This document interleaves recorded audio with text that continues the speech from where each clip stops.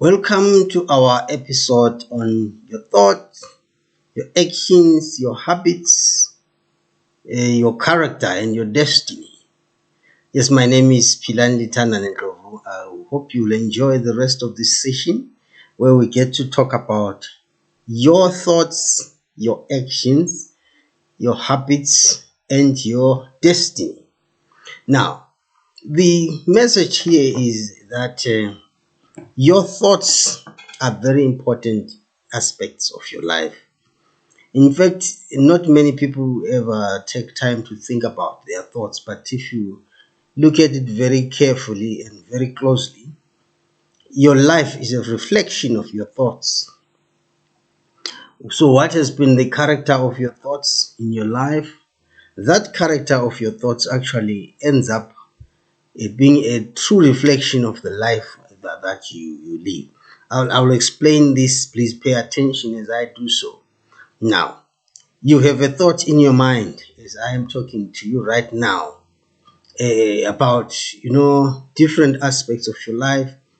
So, and I'm saying to you that the thoughts that you have actually, as you continue to think those thoughts, they shape your actions. So your action is actually a reflection of your thoughts because you act according to how you have thought. And then as you continually think that way and act that way, those actions then become your habits. So because you have thought in a certain way, that thought has then become a habit. In fact, the thought leads to an action, and repeated action then leads to a habit. So a collection of your habits, the habits that you exhibit today, tomorrow, next week, and next year, they become your character. And so when your collective habits have become your character, invariably they begin to shape your destiny. I'm going to demonstrate this by, looking at a very simple example. Now, if you look at the person sitting next to you, it could be your mother, it could be your father, it could be your brother, it could be your sister, your siblings, it could be your spouse, it could be your children, it could be somebody at the workplace. Whatever you think about that particular person, you will notice that it affects the way you treat them. So if you think somebody is good, you will tend to treat them with respect, with love, with care, with genuine care and concern. But if you entertain a thought that the person is maybe not good enough, maybe is evil, and you begin to nest that idea in your mind that the person is not good enough, then the next step is to start believing that they don't deserve to be treated with respect. So from there, the way you are going to talk to that person, the way you are going to deal with that person will actually be a reflection of the thoughts that you harbor concerning them. So if you think the person is good, you will treat them well with respect. But if you think that the person is not good or does not deserve to be treated with respect, again, that will be reflected in your action. And then when you start acting in that manner towards that person, you will have those repeated actions to the point that they now begin to define the relationship that you have with that person. So that whenever you see them, you are going to behave towards them the way you have always thought to do. And in the long run, they will also begin to see and fully understand that that is the way you treat them, that's the way you relate towards them. And then so once it begins to manifest as action, as I have said to you, it will shape your actions. From your thoughts, it will shape your actions. From your actions, repeated actions become a habit, so they are habitual. And then when you have always thrown a tantrum at somebody, then they begin to look at you that way and say, this is the nature, or this is the kind of person that you are. So those repeated actions become your habits. Your habits become your character. So once it has become your character, it then determines how they are going to be relating with you in the future. Whether you can expect to be treated with love, with care, and with respect. Whether that person, if they do come across opportunities, should in the first place think of considering you for those opportunities, or they will just think of you as somebody who does not deserve to be treated that way. So it is very important to always look at our thoughts, consider our thoughts, review our thoughts, because our thoughts become our actions, and our actions become our habits. Our habits reflect our character, and then once it becomes a character, it then determines how everybody else is going to treat us. So you see, now coming back then to the thought as the primary building block of your life, I want to underscore the fact that you should look at the finer details of your thoughts. Ask yourself questions like whether the thoughts that you harbor about any particular subject, it could be about the people around you, it could be about the work that you do, it could be about your relationships, or it could be about any project that you undertake. If you think that that project it will not end in success, there's just no way it would end in success. So your thoughts, therefore, are the starting point. So that then being the case, it goes without saying that in order to change your life and in order to redefine your life, you can't do so unless and until you visit your thoughts. You clinically study your own thoughts and try to understand. Look at your thoughts. Ask yourself questions about whether your thoughts are pure or they are not pure. Because whatever you think is whatever you get. Like it or not, it may sound very offensive to say every one of us live our lives on the basis of the thoughts that we think.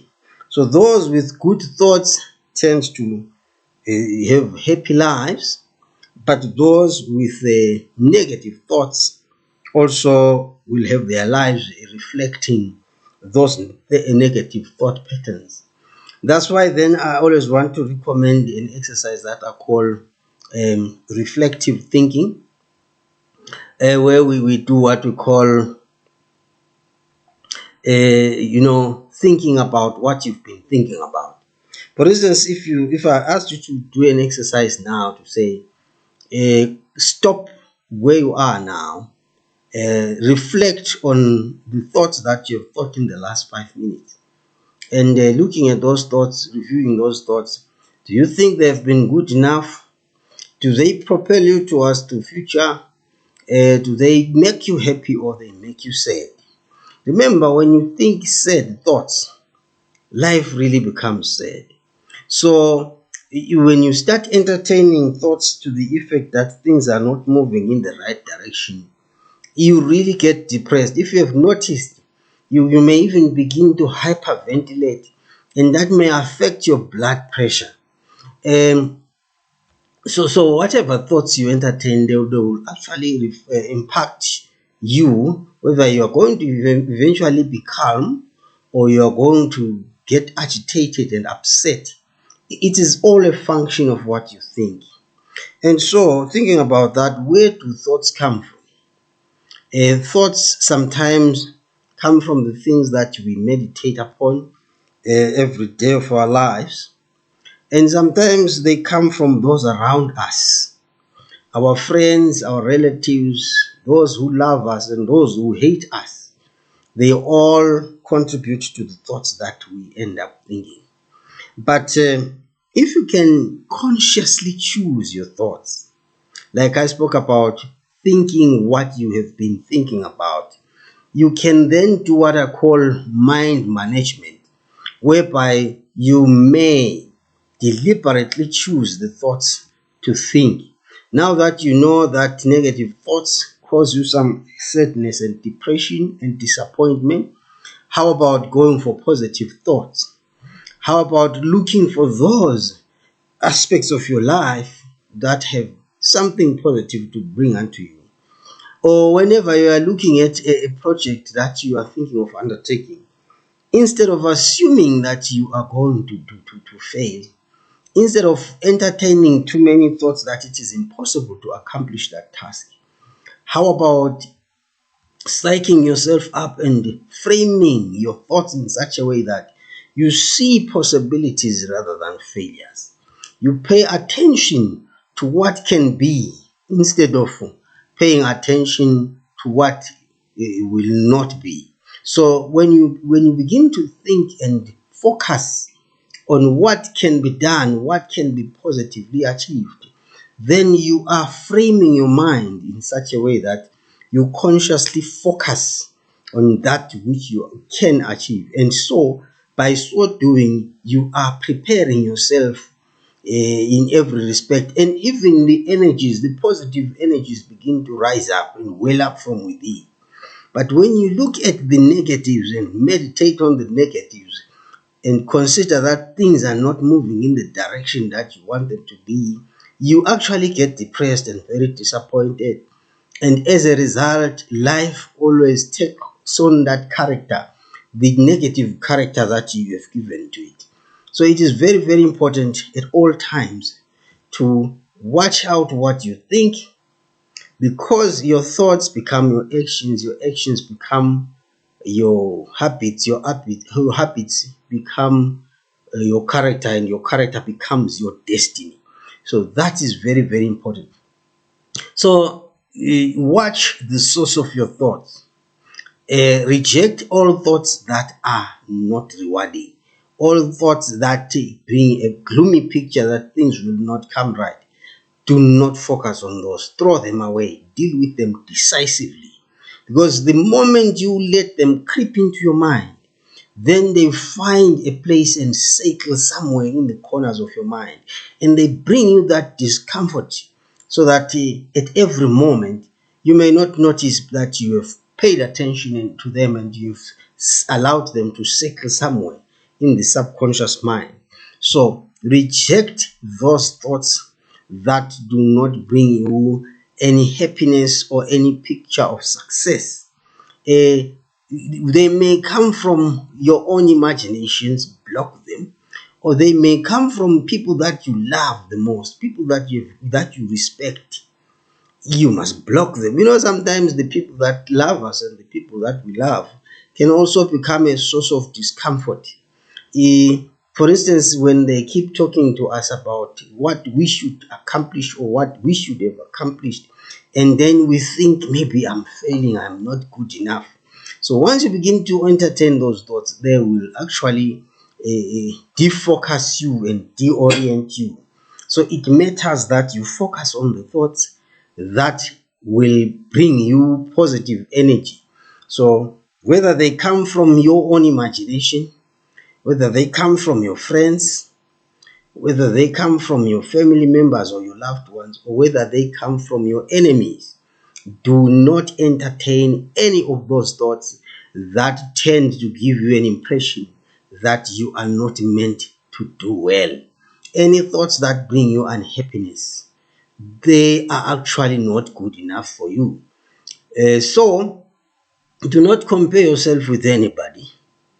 Remember that for you to accomplish whatever you have to accomplish, you don't have to accomplish it the way your friends have accomplished it. You don't have to accomplish what your own parents have accomplished or what your own children are accomplishing. You don't have to accomplish what your siblings are accomplishing. Every one of us has a destiny to run. So if you focus on that which is before you, focus on the gifts and the callings that God has given unto you, you will succeed in your own way, not in the way that those other friends of yours are meant to succeed and accomplish. So that's very, very important. So I say to you, block thoughts that are not meant to, that don't bring you positive energy.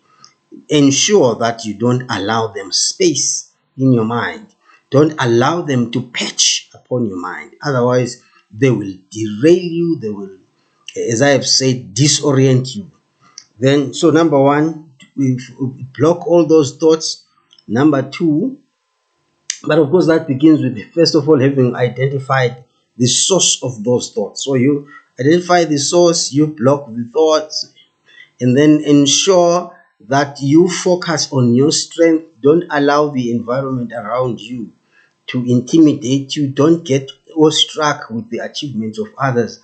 Don't start admiring what others have done to the point that you begin to think of yourself as a failure, because you are not a failure. You are a success in your own right. But you can only reach that point if you focus on the gifts and the callings that God has given to you.